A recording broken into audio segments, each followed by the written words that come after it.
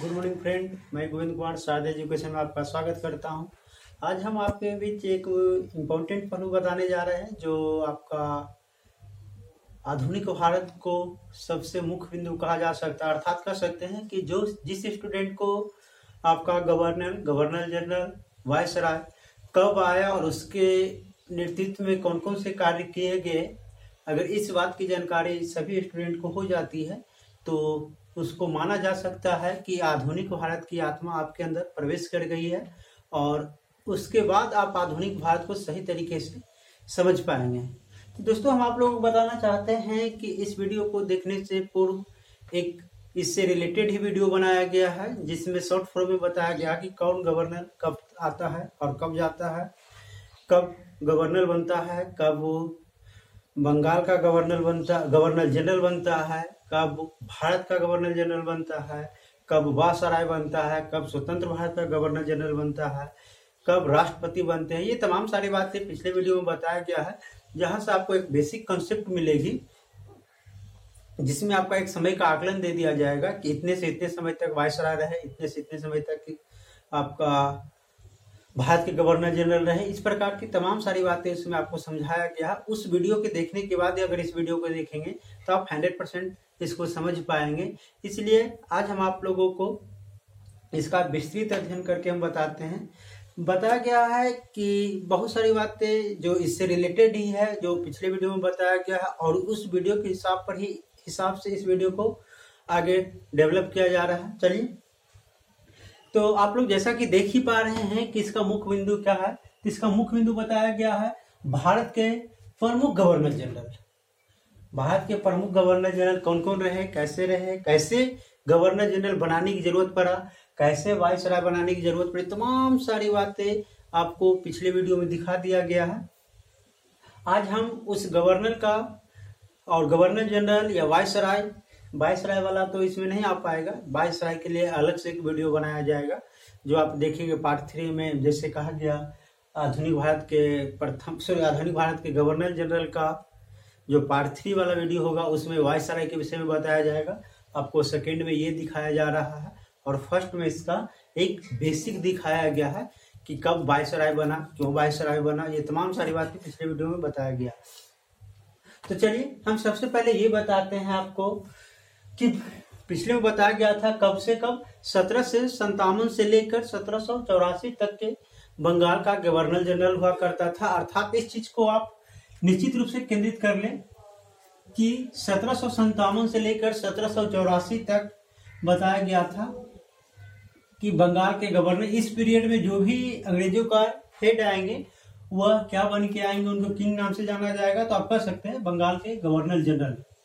तो चलिए, जैसा कि आपको दिखाया जा रहा है कि फर्स्ट में आए थे लॉर्ड क्लाइव, जो कितना से कितना रहते हैं, तो वो 2 बार आते हैं। इस बात को हमेशा ध्यान रखें कि लॉर्ड क्लाइव 2 बार आते हैं, तीसरा बार लौट के नहीं आते हैं क्योंकि वह जाने के बाद वहां सुसाइड कर लेते हैं। तो इसलिए कहा गया कि फर्स्ट टर्म में वह आते हैं। तो 1757 से गवर्नर जनरल रखना शुरू ही होता है। क्यों शुरू होता है, ये तमाम सारी बातें पिछले में बताया गया है। तो कहा गया कि पहले टर्न में जब वो आते हैं तो 1757 से लेकर 1760 तक के रहते हैं और सेकेंड टर्न में बताया गया कि 1765 से लेकर 1767 में रहते हैं।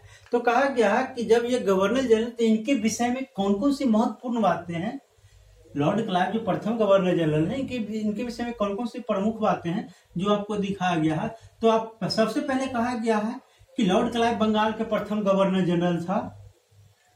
तो इस चीज को आप याद रखेंगे कि लॉर्ड क्लाइव बंगाल के फर्स्ट गवर्नर जनरल था। दूसरे में कहा जा सकता है, आप सुने होंगे प्लासी का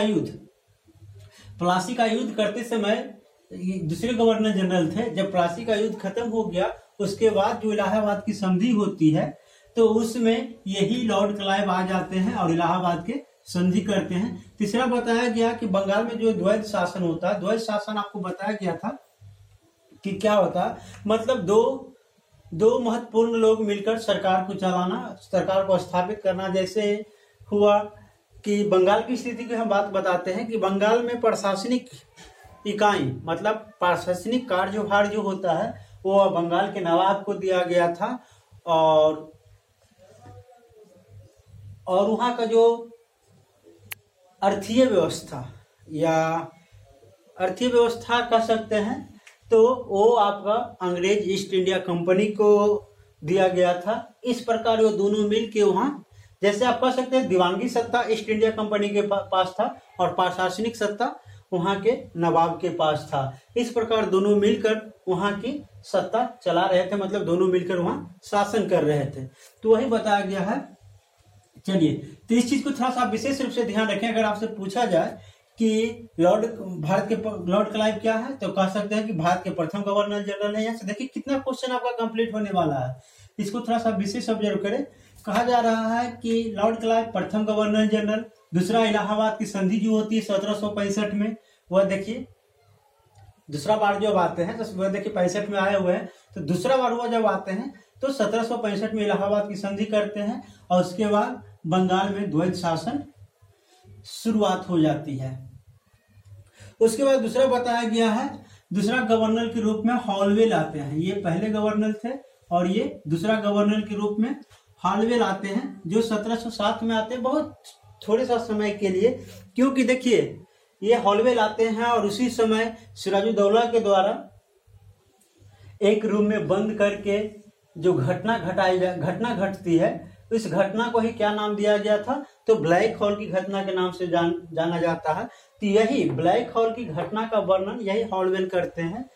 तो ये तुरंत आते हैं और तुरंत चले जाते हैं, अर्थात कह सकते हैं कि ब्लैक होल की जो घटना घटता है उसका वर्णन कौन करते हैं, तो हॉलवेल 1760 में वो आते हैं। तीसरा एक इम्पोर्टेंट है बट इसमें बताया नहीं गया, चलिए थोड़ा सा हम आपको बता देते हैं। तीसरा गवर्नर के रूप में आपका बेंसी स्टार्ट आते हैं।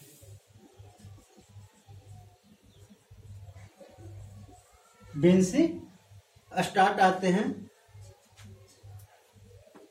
एक सेकेंड,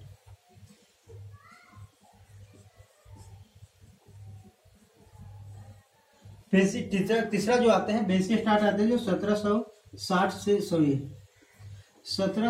से लेकर 1765 तक, क्योंकि 65 में तो दूसरी बार हुआ, क्लाइव आ जाता है। तो कहा गया कि बेंसी स्टार्ट तीसरे गवर्नर के रूप में आते हैं, बंगाल के तीसरे गवर्नर के रूप में आते हैं, जो 1760 से लेकर 1765 तक रहते हैं। और इनके बीच जब ये इस समय बंगाल के गवर्नर थे, उस समय इनके साथ एक मात्र बक्सर का युद्ध आप सुने होंगे कि 1764 में जो युद्ध होता है बक्सर का युद्ध, तो उसमें इन्हीं के द्वारा नेतृत्व किया जा रहा था। मतलब आप कह सकते हैं कि 1764 में बक्सर युद्ध का नेतृत्व, या जिस समय बक्सर का युद्ध हुआ था उस समय वहां का गवर्नर कौन थे, तो बेंसी स्टार्ट, जो 1760 में आते हैं और 65 में चला जाते हैं। आप देख पा रहे होंगे कि 60 में यहाँ हॉलवेल भी हैं और ये भी हैं, तो हॉलवेल बहुत कम समय के लिए आते हैं और वह ये जो ब्लैक होल की घटना घटती है उसके बाद वह चले जाते हैं। अब इस प्रकार आप देखें तीसरे के रूप, आइए तीसरे जो हैं तो आप देख ही लिए कि बक्सर का युद्ध। चौथा आप देख पा रहे होंगे वॉरेन हेस्टिंग्स, ये थोड़ा सा विशेष इंपॉर्टेंट है इसलिए हम आपको बताना चाहेंगे। वॉरेन हेस्टिंग्स जो है बंगाल के अंतिम गवर्नर जनरल है। ध्यान रखिए पिछले वीडियो में आपको दिखाया गया था जो अंतिम होगा वह पहला होगा, मतलब जो अंतिम गवर्नर जनरल बना था वो अब जो अंतिम गवर्नर बना था वह पहला गवर्नर जनरल बनेगा। इस चीज को कंसेप्ट आपको दिया गया था। तो आप यहां से भी देख सकते हैं कि बंगाल के अंतिम गवर्नर कौन था, तो वॉरेन हेस्टिंग्स।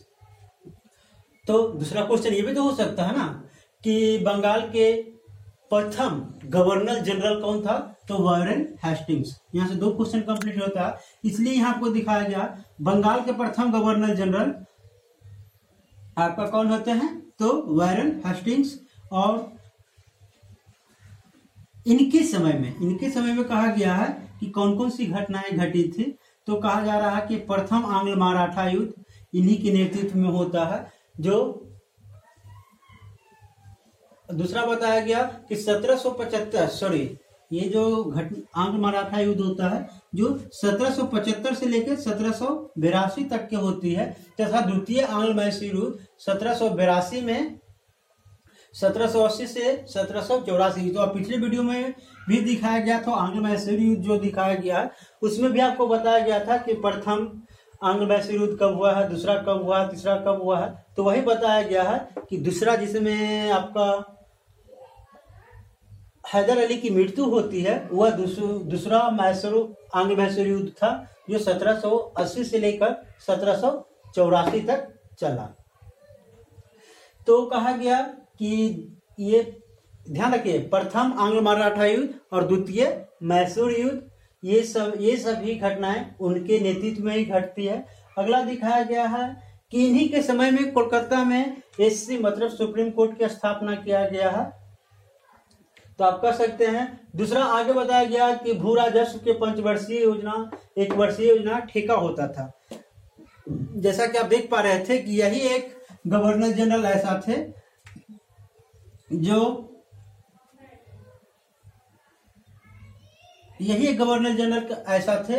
जो भू राजस्व को पंचवर्षीय ठेका दे देते थे। मतलब इस क्षेत्र के किसी एक व्यक्ति को ठेका दे दिए। और दूसरा दिखाया गया एक वर्षीय ठेका भी यही दे देते थे। लेकिन जब आगे आप पढ़ेंगे तो उसमें आपको बताया जाएगा, जैसे अगला जो आएंगे गवर्नर यहाँ का, तो आपको बताएंगे कि यही भू राजस्व को पंचवर्षीय ठेका, एक वर्षीय ठेका को हटाकर बंदोबस्ती का अस्थायी बंदोबस्ती कर देंगे। मतलब जमींदार, जिसको कहा गया जमींदार प्रथा लागू हो जाएगा। तो चलिए, वॉरेन हेस्टिंग्स के विषय में कौन कौन सी आप बात जान चुके हैं। तो कहा गया कि ये बंगाल के अंतिम गवर्नर थे और ये दूसरा बंगाल के प्रथम गवर्नर जनरल बने। तीसरा बताया गया कि इन्हीं के समय में प्रथम आंग्ल मराठा युद्ध हुआ था। इन्हीं के समय में द्वितीय आंग्ल मैसूर युद्ध हुआ था जिसमें हैदर अली की मृत्यु हो जाती है। तीसरा बताया गया कि इन्हीं के समय में कोलकाता में सुप्रीम कोर्ट का स्थापना होती है उसी समय। और अगला बताया गया कि भू राजस्व, मतलब भू राजस्व की जो कर होती है वह पंचवर्षीय ठेका और एक वर्षीय ठेका के रूप में दे दिया जाता था। अब अगला सबसे महत्वपूर्ण बात है, यही एक ऐसे गवर्नर जनरल थे, मतलब पहला गवर्नर जनरल थे जिस पर भ्रष्टाचार का आरोप लगा था। यही एक गवर्नर जनरल ऐसा थे जिनके ऊपर भ्रष्टाचार के आरोप लगा था और इन पर महाभियोग चलाया गया था। मतलब कहा गया कि लंदन में इनके ऊपर महाभियोग चलाया गया था। तो चलिए, ये इस प्रकार आप वॉरेन हेस्टिंग्स के विषय में तमाम सारी बातें सीख चुके हैं। अब आगे आपको दिखाना क्या होगा, अब हम लोग कहाँ पहुंचे हुए हैं। यहाँ ध्यान दिए होंगे 1784 में पिट्स इंडिया एक्ट आती है। उसी समय से ये गवर्नर जनरल के नाम से फिर जाना जाएगा। अब आइए हम बंगाल के गवर्नर जनरल के विषय में बात करेंगे। जैसा कि ये बिंदु पर दिखाया गया था बंगाल का गवर्नर, तो बंगाल का गवर्नर कंप्लीट हो चुका है। चलिए एक बार फिर से इसको रिकॉल करते हैं। बंगाल के प्रथम गवर्नर जनरल कौन थे? तो लॉर्ड क्लाइव। दूसरा कौन थे? हॉलवेल। तीसरा कौन थे? बेल्सिएटाट। चौथा नहीं, अगला वॉरेन हेस्टिंग्स। अब किनके नेतृत्व में क्या क्या हुआ ये आप देख पा रहे हैं। मतलब 1757 से लेकर 1784 के बीच में जो भी घटनाएं घटी थी वो तमाम सारी बातें यहाँ दिखा दिया गया है। अब दूसरा हम बात करेंगे, क्योंकि 84 के बाद यहाँ पिस्ट इंडिया एक्ट जब आती है तो यहाँ के बाद ये गवर्नर नहीं, गवर्नर जनरल के नाम से जाने जाएंगे। चलिए, क्यों गवर्नर जनरल के नाम से जाने जाएंगे, ये तमाम सारी बातें पिछले में भी बताया गया है कि इसको गवर्नर जनरल क्यों कहा जाएगा। अब आइए हम बताएंगे कि बंगाल के गवर्नर जनरल कब से कब रहेंगे। तो कहा गया कि 1784 से लेकर 1833 तक। पहला ध्यान दीजिए, यही तो 3-4 डेट आपको याद रखना होगा। 1757 से लेकर 1784 गवर्नर बनेगा और 1784 से लेकर 1833 तक गवर्नर जनरल बनेगा और 1833 से लेकर 1858 तक के क्या बनेगा? तो भारत के गवर्नर जनरल। 1784 यहाँ देख रहे हैं और 1833 से लेकर 1858 तक के भारत के गवर्नर जनरल बनेंगे। 1858 से लेकर 1947 तक के क्या बनेंगे? वायसराय जो तमाम सारी बात पिछले वीडियो में भी दिखाया गया था। अब चलिए आगे हम आपको बताएंगे भारत के प्रथम गवर्नर जनरल। बताइए, आप लोग को भी बताया गया था कि भारत के प्रथम वही होगा जो अंतिम हुआ था, तो यहाँ अंतिम कौन हुए थे, तो उनका नाम बताया गया था वॉरेन हेस्टिंग्स। ये बंगाल के अंतिम गवर्नर हैं, तो यही व्यक्ति अब बंगाल के प्रथम गवर्नर जनरल बनेंगे। तो इनके विषय में 2 बातें आपको दिखाया ही गया था। अब कहा गया कि वॉरेन हेस्टिंग्स बंगाल के प्रथम गवर्नर जनरल हैं, ये बातें होगी। अब आइए अगला गवर्नर जनरल के रूप में लॉर्ड कॉर्नवालिस आते हैं। ये भी इनका भी काफी महत्वपूर्ण योगदान रहा है बंगाल पे। तो चलिए अगला गवर्नर जनरल के रूप में कौन आते हैं, तो लॉर्ड कॉर्नवालिस। कहा गया कि लॉर्ड कॉर्नवालिस सबसे पहले भू राजस्व के लिए 1793 में अस्थायी बंदोबस्ती कर दिए, मतलब जमींदारी प्रथा यहाँ से आरंभ हो जाती है। इसके पहले 1 साल के लिए होता था, 5 साल के लिए ठेका होता था, लेकिन जब लॉर्ड कॉर्नवालिस आए तो वह अस्थायी रूप से 1793 में बंदोबस्ती कर दिए। अगला अब आपको बताया गया है कि भारतीय नागरिक का जनक, ये जो लॉर्ड कॉर्नवालिस है, इनको क्या कहा गया है, तो लॉर्ड कॉर्नवालिस को भारतीय नागरिक का क्या कहा गया है, जनक। चलिए अगला बताया जा रहा है कि लॉर्ड कॉर्नवालिस के समय तृतीय आंग्ल मैसूर युद्ध जो 1790 से लेकर 1792 तक होता है। तो चलिए लॉर्ड कॉर्नवालिस के विषय में 2-3 बातें हम फटाक जान लें। क्या पहला बताया गया था कि ये प्रथम गवर्नर कहाँ का है, प्रथम गवर्नर जनरल बंगाल के। दूसरा बताया गया कि यह अस्थाई बंदोबस्ती, मतलब जमीन का जो होता है वह अस्थाई रूप से किसी एक पर्सन को दे दिया गया, मतलब जमींदार बनाया गया। जमींदारी प्रथा यहीं से आरंभ होती है। अगला बताया गया कि लॉर्ड कॉर्नवालिस को ही भारतीय नागरिक का सेवा का जनक कहा जाता है। क्यों कहा जाता है, ये पिछले वीडियो में बताया गया था कि लॉर्ड कॉर्नवालिस को क्यों कहा जा रहा है। अगला बताया जा रहा है क्या, कि इन्हीं के नेतृत्व में, मतलब लॉर्ड कॉर्नवालिस के नेतृत्व में ही नेतृत्व में तृतीय आंग्ल मैसूर युद्ध जो 1790 से 1792 के बीच होते हैं। उसके बाद अगला कौन गवर्नर जनरल आते हैं, लॉर्ड वेलेस्ली। तो कहा गया है कि ये जो लॉर्ड वेलेस्ली हैं ये काफी इम्पोर्टेंट हो, ये कहा जा सकता है कि मुख्य रूप से साम्राज्य बढ़ाने का जो श्रेय होता है इन्हीं को दिया जाता है, क्योंकि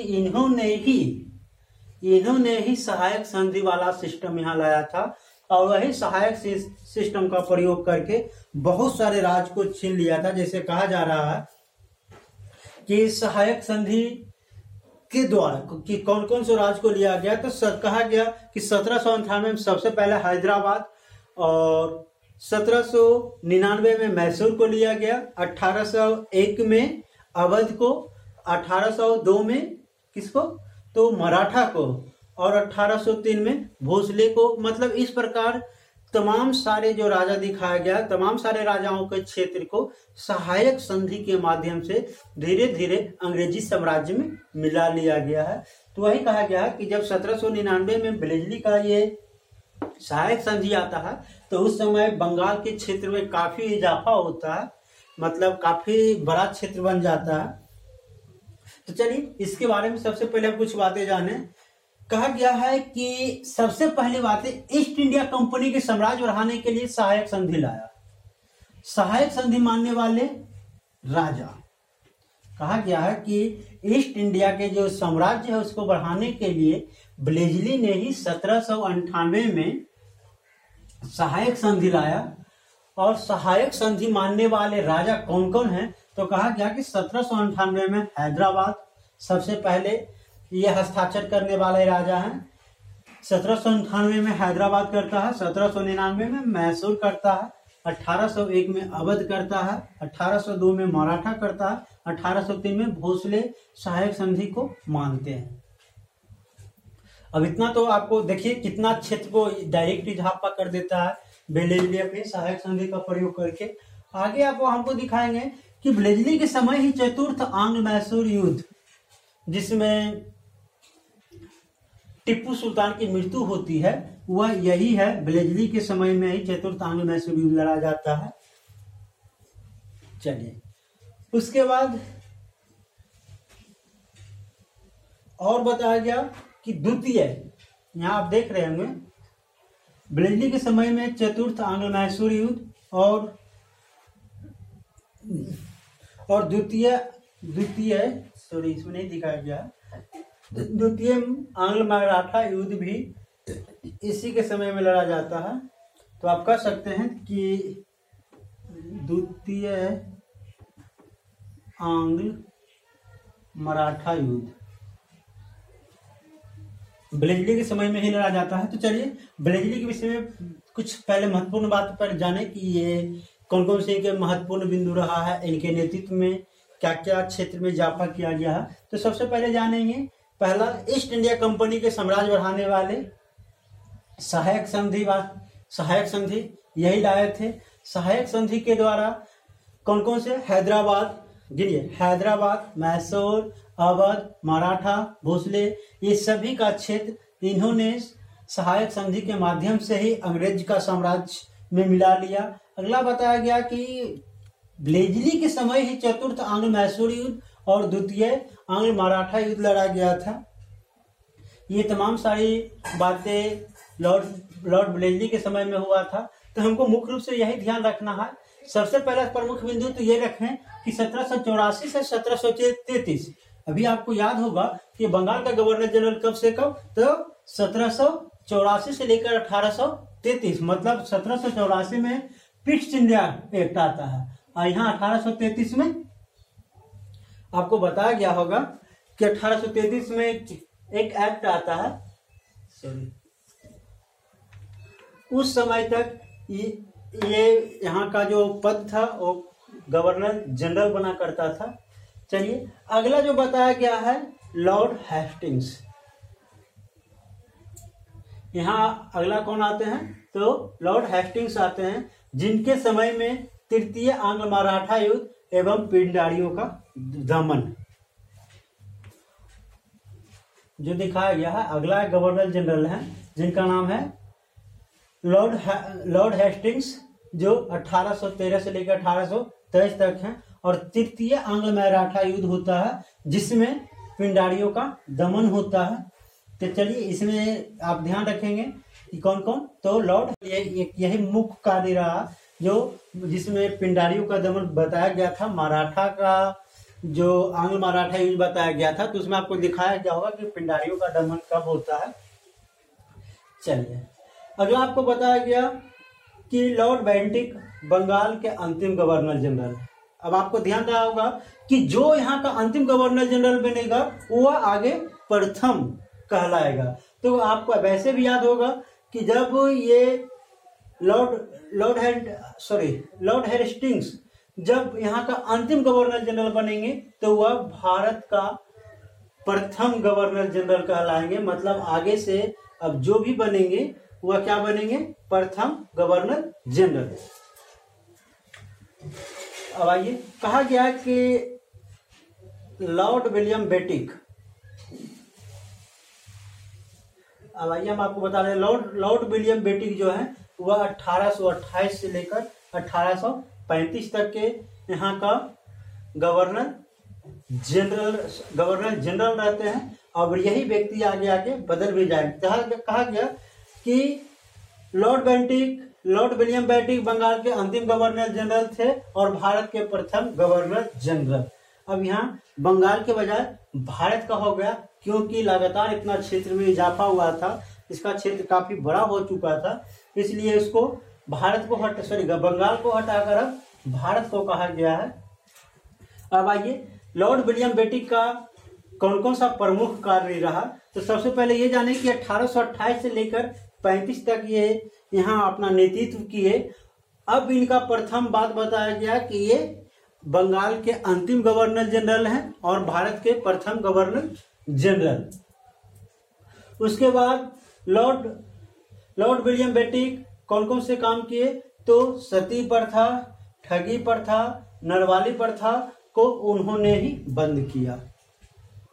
अब आइए, कहा गया कि जो भारत के प्रथम गवर्नर जनरल बनते हैं उनका सबसे प्रमुख कार्य क्या रहता है? तो सती प्रथा, ठगी प्रथा, नरबलि प्रथा, ये सभी को इन्होंने ही बंद किया। अब आइए हम बात करते हैं भारत के प्रथम गवर्नर जनरल। ये भी आपको बताया गया था पिछले वीडियो में कि कब से कब तक के गवर्नर जनरल बनता है। तो आपको याद ही होगा कि भारत के प्रथम गवर्नर जनरल 1833 से लेकर 1858 तक। चलिए, भारत के प्रथम गवर्नर जनरल कौन है? तो लॉर्ड विलियम बेंटिक। अब आगे बताया गया कि अगला कौन सा गवर्नर जनरल फिर आएंगे, भारत के कौन सा गवर्नर जनरल आएंगे? तो चार्ल्स मेडकॉफ, जो 1735 से लेकर 1736 तक रहते हैं। भारतीय प्रेस के मुक्तिदाता कहलाते हैं। चलिए, चार्ल्स मेडकॉफ के विषय में बताया जाए कि इन्होंने ही सर्वप्रथम यहाँ का प्रेस को मुक्त किया था कि कोई भी प्रेस कुछ भी छापने के लिए स्वतंत्र है, इसलिए इस पर कोई एक्शन रिएक्शन नहीं किया जाएगा। तभी से इनको मतलब चार्ल्स मेडकॉफ को क्या कहा गया? प्रेस मुक्ति का दाता कहलाने लगे। अगला आपका है लॉर्ड हार्डिंग।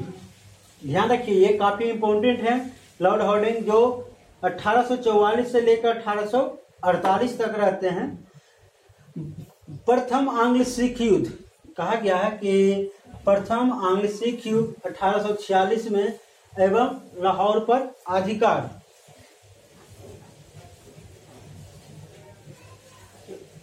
ये प्रथम आपका क्या है? कहा गया कि लॉर्ड हार्डिंग जो है 1844 से लेकर 1848 तक के यहाँ भारत के गवर्नर जनरल बने रहे, जिनके समय में प्रथम आंग्ल सिख युद्ध 1846 में होता है एवं लाहौर पर अधिकार किया जाता है। इसके बाद सबसे महत्वपूर्ण भारत के गवर्नर जनरल आने वाले हैं, जिनका नाम है लॉर्ड डलहौजी। डलहौजी का नाम आप भी सुने होंगे। चलिए, तो कहा गया कि डलहौजी कब से करवाते हैं? तो 1848 से लेकर 1856 तक के जो अंग्रेज ईस्ट इंडिया कंपनी का नेतृत्व करते हैं, उनका नाम ही लॉर्ड डलहौजी है, जो भारत के गवर्नर जनरल बन के आए हैं। तो कहा गया है कि द्वितीय आंग्ल सिख युद्ध, इनका गिनिएगा, इनका बहुत सारा इनके नेतृत्व में काम किया गया है। तो पहला बताया गया कि द्वितीय आंग्ल सिख युद्ध जो 1848 से 49 तक चला था, उसका नेतृत्व लॉर्ड डलहौजी ही किया था। पंजाब पर अधिकार लॉर्ड डलहौजी के द्वारा ही किया था। राजा रणजीत सिंह से कोहिनूर हीरा छीनकर और वह अपने सरकार को दे देती है। अगला बताया गया व्यक्तिगत सिद्धांत। ये थोड़ा सा ज्यादा इंपॉर्टेंट है। व्यक्तिगत सिद्धांत क्या होता है? तो सबसे पहले ये जाने कि व्यक्तिगत सिद्धांत कहा गया जिसके आधार पर व्यक्तिगत सिद्धांत जो दिखाया गया, इसी के सिद्धांत पर, इनका मतलब आप कह सकते हैं एक व्यक्तिगत एक सिद्धांत था, हड़प नीति। किसी भी प्रकार से हड़प लेना, बेटा नहीं है, बेटी नहीं है तो गोद नहीं लेना है, अपना संतान का ही राज्य होगा, इस प्रकार तमाम सारी बातें इनके व्यप नीति में लागू था। जैसे आप कह सकते हैं कौन कौन राज्य की इनके द्वारा छीना गया। तो 1848 में इन्होंने सतारा को छीना, क्योंकि वहां का कोई उत्तराधिकार नहीं था, इसलिए अंग्रेज साम्राज्य में मिला लिया गया। दूसरा 1849 में संबलपुर दिखाया गया, 1852 में उदयपुर, 1853 में झांसी, 1854 में नागपुर, और नागपुर को अंग्रेजी साम्राज्य में मिला लिया गया। क्या कहकर? क्योंकि उसका कोई असली उत्तराधिकार नहीं था, इसलिए सभी को अंग्रेज साम्राज्य में मिला लिया गया। तो कहा गया कि मुख्य रूप से ईस्ट इंडिया कंपनी का जो विस्तार तो एक करते हैं लॉर्ड ब्लेजली सहायक संधि के माध्यम से, और दूसरा करते हैं आपका लॉर्ड डलहौजी। तो कहा गया कि ये प्रमुख गवर्नर जनरल में आते हैं, और भी इनकी बातें हैं। कहा गया कि 16 अप्रैल 1853 में पहली बार इनका कुछ विशेष योगदान भी भारत में रहा है, कुछ महत्वपूर्ण दिन भी रहा है। जैसे आज जो हम लोग ट्रेन को यूज कर रहे हैं, इन्हीं के द्वारा दिया गया था। तो ये भी एक महत्वपूर्ण क्वेश्चन बनती है कि भारत में कब प्रथम रेल चलाया गया था। तो कहा जा रहा है 16 अप्रैल 1833 को पहली रेलगाड़ी कहां से कहां तक चलाया गया था? तो मुंबई से ठाणे तक चलाया गया था। एक और ये हड़प नीति से भी आगे था। हड़प नीति में तो बताया गया था कि जिसके पास कोई असली उत्तराधिकार नहीं है उसके राज्य को अंग्रेजी साम्राज्य में मिला लिया जाए, जबकि कहा गया अवध में तो असली उत्तराधिकार होते हुए भी मिला लिया गया। क्यों? कुशासन के आधार पर। कुशासन मतलब आप वहां अच्छे से शासन नहीं कर रहे हैं, इसलिए आपका साम्राज्य छीन कर अंग्रेजी साम्राज्य में मिला लिया गया। अगला बात है, तो ये तमाम सारी बातें आप सीखेंगे। तो चलिए सबसे पहले आप क्या क्या बोलेंगे। तो पहला क्या बताया गया था कि द्वितीय आंग्ल सिख युद्ध 1848 से लेकर 1849 तक के लॉर्ड डलहौजी के द्वारा ही लड़ा गया था। दूसरी बातें बताया गया कि इसने पंजाब को ही ब्रिटिश साम्राज्य में मिला लिया था। पंजाब जो कर रहे अर्थात कह सकते हैं पंजाब पर अधिकार कर लिया गया। और सबसे महत्वपूर्ण बातें जो आप देख रहे हैं, कोहिनूर हीरा, तो राजा दिलीप सिंह को जो हीरा मिला था कोहिनूर हीरा, उसे छीनकर वह क्या करते हैं तो ब्रिटिश ग्रांड को दे देते हैं, मतलब ब्रिटिश ग्रांड वहां के राजा को दे देते हैं। सबसे महत्वपूर्ण इनका क्या रहा था, व्यक्तिगत का सिद्धांत। इन्होंने व्यक्तिगत एक सिद्धांत बनाया था हड़प नीति, जिसके द्वारा कौन कौन से राज्य को छीना गया, तो आप कह सकते हैं सतारा, संबलपुर, उदयपुर, झांसी, नागपुर, ये तमाम सारे राज्य को वह अंग्रेजी साम्राज्य में मिला लेते हैं। और इनका कुछ महत्वपूर्ण दिन भी बताया गया था। 16 अप्रैल 1853 में रेलगाड़ी मुंबई से ठाणे तक चलता है, और 1856 में कुशासन के आधार पर ही अवध को मिला लिया जाता है। और यही 1856 जो है 1857 का विद्रोह का जब बीज रोपण यहीं से होता है। आप कह सकते हैं कि 1857 का जो विद्रोह है उसका बीजारोपण जो होता है यही 1856 में ही होता है, कुशासन के आधार पर राज्य को छीनना। उसके बाद ये 1856 में तो कुशासन के आधार पर अवध को छीन कर यहाँ से चले जाते हैं। उसके बाद आते हैं लॉर्ड कैनिंग। लॉर्ड कैनिंग आते हैं तो कहा गया कि बंगाल के अंतिम गवर्नर जनरल, लॉर्ड कैनिंग जो है बंगाल के अंतिम गवर्नर जनरल हैं, तो वह भारत के प्रथम वाइसराय होंगे।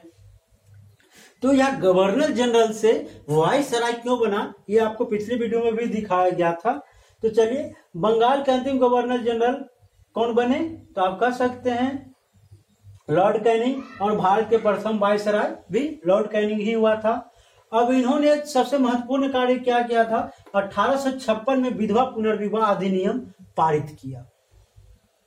पहले विधवाओं का विवाह नहीं होता था। विधवाओं की कहानी आपको शायद पिछले में भी बताया गया था कि लोग विधवा रहना नहीं चाहता था, सती प्रथा का अंत होना, विधवा पुनर्विवाह होना, ये सब स्त्रियों के पक्ष में ही कार्य किया गया था, जिसके कारण विधवाओं का जीवन उत्तम बनाया गया। नहीं तो पहले जो विधवाओं का जीवन था वो नर्क से भी बदतर हुआ करता था। तो कहा गया है कि लॉर्ड कैनिंग के द्वारा विधवाओं को पुनः विवाह का ऑप्शन दिया गया, एक अधिनियम पारित किया गया जिसके अंतर्गत विधवाओं भी विवाह कर सकती है। 1857 में विद्रोह कहा गया है कि जिस समय भारत में 1857 का विद्रोह हुआ था उस समय भारत का गवर्नर जनरल कौन था, तो लॉर्ड कैनिंग। ये भारत के बन चुके हैं, बंगाल तो पहले ही खत्म हो चुका था। बंगाल 1833 में ही खत्म हो जाता है। 1833 के बाद भारत का गवर्नर जनरल बनते हैं। अब तो कहा गया कि ये भारत के अंतिम गवर्नर जनरल रहेंगे। अब 1857 में जो विद्रोह होती है इसमें अंग्रेजी साम्राज्य हिल जाता है। मतलब आप कह सकते हैं कि अंग्रेज का साम्राज्य बाल बाल के लिए बचता है, नहीं तो यहाँ अंग्रेज का साम्राज्य खत्म ही हो जाता। तब क्या करता, इसी समय वहां के राजा जो होते हैं वह ईस्ट इंडिया का छुट्टी कर देते हैं। ईस्ट इंडिया यहाँ से चली जाती है। आपको पहले भी बताया गया था कि ईस्ट इंडिया का एकाधिकार कब छीन लिया गया, व्यापारी का पूर्ण अधिकार कब छीन लिया गया, तो वही कहा गया है 1833 में ही उनका पूर्ण अधिकार छीन लिया जाता है। 1813 जो आप देख पा रहे हैं, तो 1813 में एक अधिनियम बन के आता है, उसके अंतर्गत उसके पास केवल चाय और चीनी बेचने का अधिकार रहता है। जैसा बताया गया था कि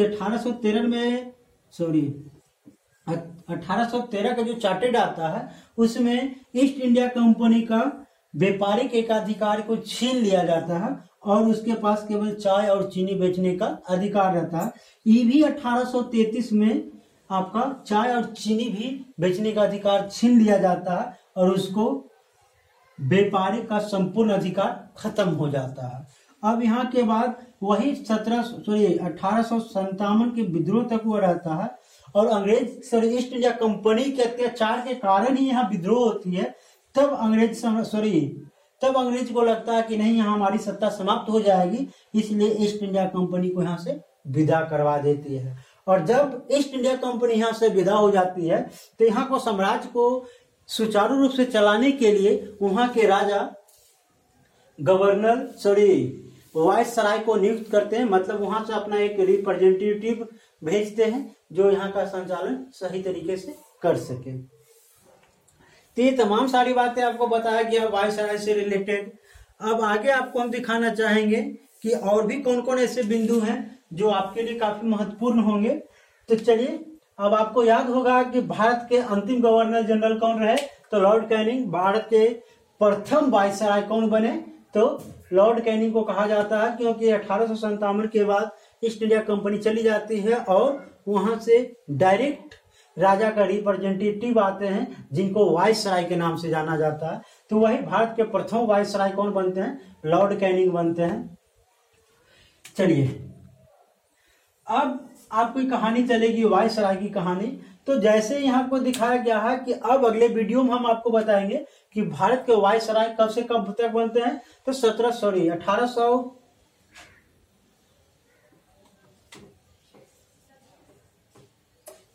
1858 से लेकर 1947 तक के भारत का वायसराय बनेंगे। उसके बाद अगला दिखाया गया 1947 से लेकर 48 तक के स्वतंत्र भारत का गवर्नर जनरल, और अगला बताया जाएगा स्वतंत्र भारत के भारतीय गवर्नर जनरल 1948 से लेकर 1950 तक के बनेंगे। और आपको ये भी एक दिखाया जाएगा कि स्वतंत्र भारत के प्रथम भारतीय गवर्नर जनरल कौन है, तो श्री गोपालाचारी। इस प्रकार दोस्तों आप मेरे साथ बने रहे, हम आपको नेक्स्ट वीडियो के माध्यम से बताएंगे कि भारत का वायसराय कौन कौन आया और उनको नेतृत्व में कौन कौन सी घटनाएं घटती हैं, तमाम सारी बातें। मतलब अगले वीडियो में आपको भारत के वायसराय, उसके बाद दिखाया जाएगा स्वतंत्र भारत के गवर्नर जनरल, उसके बाद दिखाया जाएगा स्वतंत्र भारत के प्रथम भारतीय गवर्नर जनरल कौन रहे। उसके बाद वही पद को जब हमारे देश का संविधान लागू हो जाता है तो वही पद को हटाकर राष्ट्रपति में बदल दिया जाता है और उस समय के बाद हमारे देश में गवर्नर जनरल, वायसराय वगैरह सभी का पद समाप्त हो जाते हैं और वह पद राष्ट्रपति के नाम से जाने जाते हैं।